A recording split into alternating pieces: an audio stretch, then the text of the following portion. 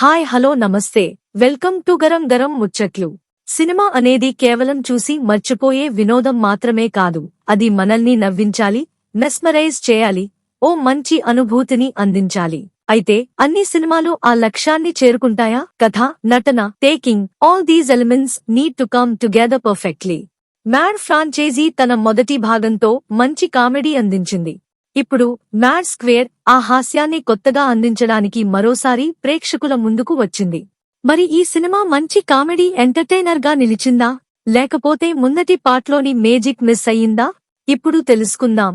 లడ్డూ పెళ్లి క్యాన్సిల్ అవడంతో ముగ్గురు ఫ్రెండ్స్ నితిన్, శోభన్, రామ్ ఉప్పు తినడానికి గోవా వెళ్లాలని డిసైడ్ అవుతారు.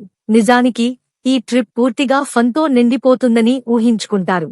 కానీ వారి ట్రిప్ మామూలుగా ఉండదనే విషయం వీరికి తెలియదు. గోవాలో సరదాగా ఎంజాయ్ చేయాలని అనుకుంటే ఊహించని పరిణామాలు వారి జీవితాలను తారుమారు చేస్తాయి.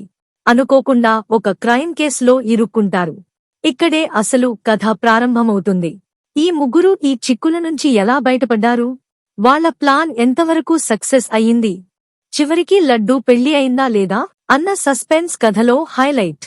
సినిమాలో అవుట్ అండ్ అవుట్ ఫన్ ఉంది. కామెడీ లవర్స్ కి మాత్రం పక్కా ఎంటర్టైన్మెంట్ కలిగించేలా స్క్రీన్ ప్లే రాసుకున్నారు. ఊహించని ట్విస్ట్ ఈ సినిమాకు ప్రధాన అట్రాక్షన్. హీరోల టైమింగ్, డైలాగ్స్, కామెడీ పంచ్లు వర్కౌట్ అయ్యాయి. అయితే కథలో కొత్తదనం కొద్దిగా తక్కువగా అనిపించవచ్చు. మొట్టమొదట్లో సినిమా నెమ్మదిగా నడుస్తున్నట్టు అనిపించినా సెకండ్ హాఫ్ లో ఊహించని మలుపులు ఉండటంతో సినిమా ఎంటర్టైనింగ్ గా మారుతుంది. ఇదే మా రివ్యూ.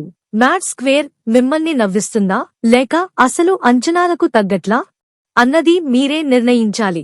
కామెడీ లవర్స్ తప్పకుండా ఎంజాయ్ చేసే మూవీ ఇది. థియేటర్లో ఓసారి చూసి మజా పొందొచ్చు. మరిన్ని రివ్యూల కోసం మా ఛానల్ సబ్స్క్రైబ్ చేసుకోండి.